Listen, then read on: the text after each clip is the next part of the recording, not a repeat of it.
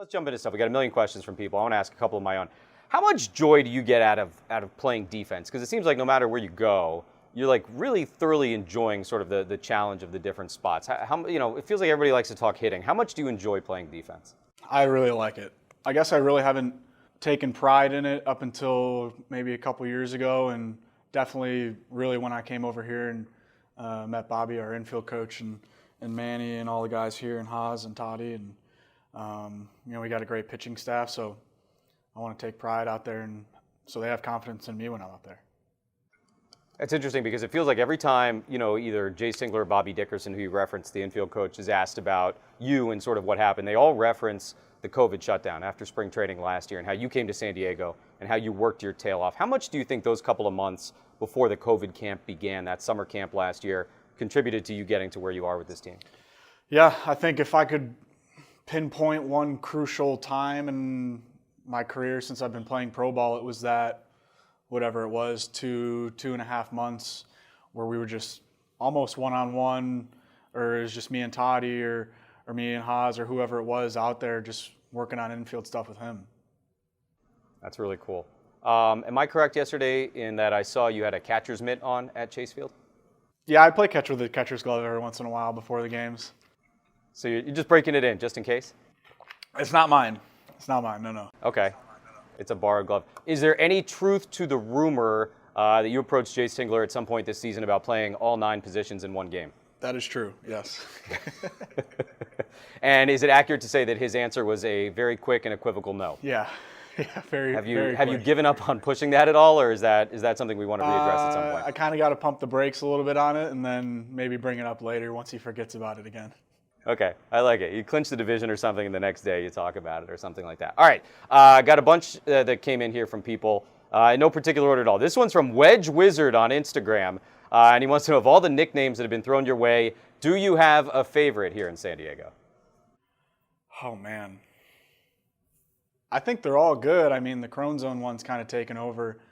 But I've said it before, I like the Jake the Rake one because when people are calling me that, I'm usually hitting pretty good, and I like it when I hit well. So it has like a good connotation to it. That's very fair. Chelsea on Twitter, we mentioned the pitching thing. She says, do you ever miss pitching? We got to see you pitch the one time against the Dodgers earlier this year, but do you actively miss it? Yeah, I mean, I really enjoyed doing it while I was doing it in college, and then even in 2019 when I was in Tampa in AAA two-waying.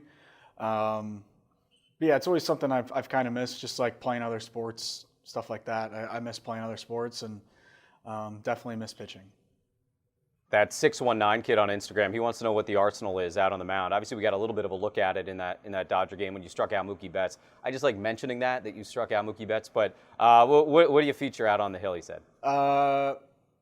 So in 2019, it was just four-seam, cutter, curveball. In college, it was a little different. It was two-seam, splitter, slider, and then I threw the sinker to Mookie, and I threw it in that game against the Dodgers a couple times. But right now it's just fastball because that's all they'll let me throw. All right, well, I guess that's reasonable. You're very valuable doing other things. Jake from Instagram wanted to know who your favorite player was growing up. My favorite player growing up, I don't know. There were some really good Tigers teams when I was growing up. They had, Miggy's still there, but Miggy was there. Victor Martinez.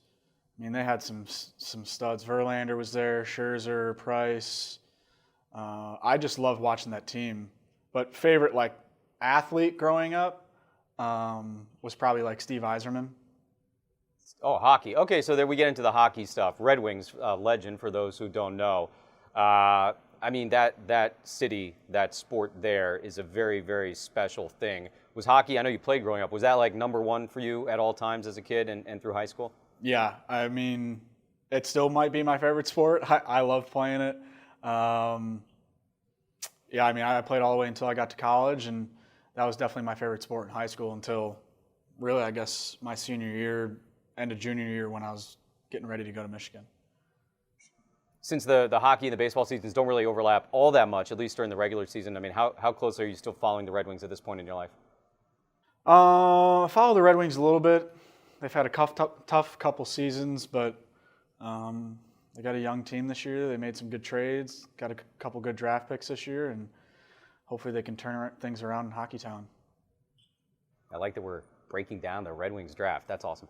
Keith on Twitter, this is an interesting question. He says, as an offensive guy, as a hitter, how do you not press maybe when there could be some pressure to pick up the pitching staff if a guy is struggling or if generally the staff is struggling, to sort of stay within yourself and not worry about that kind of thing? Yeah, it's tough because you want to do everything you can to help your team win, and if there's nobody on, you always want to hit a solo homer. If there's a ton of guys on, you want to hit a homer and drive them all in. But at the same time, as long as you can have quality at bats when you're at the plate, no matter what the situation is, I think if every guy in the lineup's doing that, it's a lot easier to mount that comeback or create an offensive inning where you score 2, 3, 4 runs. We talk a lot about the pass the baton mentality, and we see that obviously from you guys. A couple of tremendous comebacks this year. Certainly the Camarena game comes to mind, the Dodger game on Sunday Night Baseball. Is there a common thread with some of these comebacks you guys have had in terms of the way the offense has kind of clicked at whatever point it was in that game? Obviously the Camarena home run's really easy to pinpoint. But I think other than that, you look at these big innings that we have, I think a lot of them come, and there might not even be a home run in the inning. It's 3 or 4 singles. You see a walk in there a lot. Maybe somebody moving somebody over early in the inning to create some offense.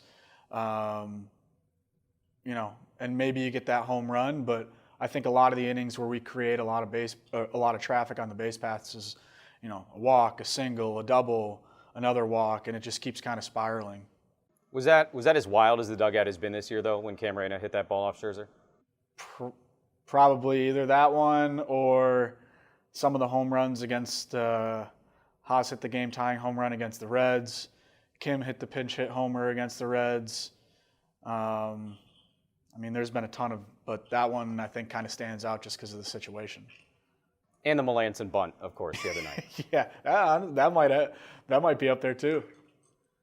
That was some of the great reactions we've ever seen. All right, I'm going to try and click on the question thing. We got a lot coming in, and some of them obviously repetitive and stuff we've kind of already talked about. I'm not doing taco shop. Sorry, guys. No burrito questions. Not going to happen. Who's your favorite guy to hang out with on the team? That came in also here. I don't know, man. There's so many I can pick from, but I think just when we're all sitting there before the game in the clubhouse just hanging out, there's 5 or 6 of us just talking whatever, baseball, fantasy football, anything. It's fun. This one came in earlier from M. Null on Instagram. He wants to know what you attribute your versatility to, and have you always played all over? Yeah, I've pretty much played all over almost my entire life, even, from Little League to high school, and then especially in college. And I didn't really settle into one position until 2016 in Tampa when I started playing shortstop, where I played shortstop 16, 17, 18, and then 19 I moved around a little bit when I was a two-way in Tampa, and then since I've been here I've moved around a little as well. A lot of marriage proposals have come in. I don't know if there's necessarily a question there, but it's certainly something to pass along. Questions also about the pants. Is the origin story, do I have this right? It was Denver. You took Profar's pants. At this point, are you still wearing Profar's pants, or are these now your own pants that have been altered to be a little tighter? No, they're the same pants. I think I just have my name in them. So did he have to get new pants? Take us inside the clubhouse. How does that work? When you steal another man's pants and make them your own, what's sort of the mechanics of that whole situation from like a TJ Laidlaw situation? Well, thank goodness we're in the major leagues, and I think they had some extra pairs. So I think that we were all able to wear them because Kim started wearing them. Obviously, Toddy wears them, Profar wears them, so I'm trying to get as many people on them as we can. And it was, am I right, it was like a slump busting kind of thing in Denver earlier this year? Yeah, I mean, we weren't playing well. I think I had the off day game. Just try something new, and I ended up hitting a pinch hit homer, and I don't think we won the game, but I think we were losing like 7-2 or something, and we almost came back and won the game. And then that next week we had a really, really good homestand, so they kind of stuck. Hey, whatever works. I saw a question scroll through from another Jake, and he wants to know if you play any video games. I do. Play I started playing the show for the first time this year because I'm an Xbox guy. So it came out on Xbox, so started playing the show. Not online because I'm not good enough at it yet. Call of Duty. I'm excited for the new Halo to come out this fall, so I think that's probably, I'll be playing that a lot this off season. Did Toddy hook you up with a show? Like, is that how that works when you're like I up wish. the middle I was guy begging is on him, the but cover of we the didn't game? get him from Toddy. Got it from somebody else. But I guess that's good enough. Along those lines, PodsFan25 Instagram. Aside from video games now, I guess. Favorite things to do to unwind when you're away from baseball? Video games helps.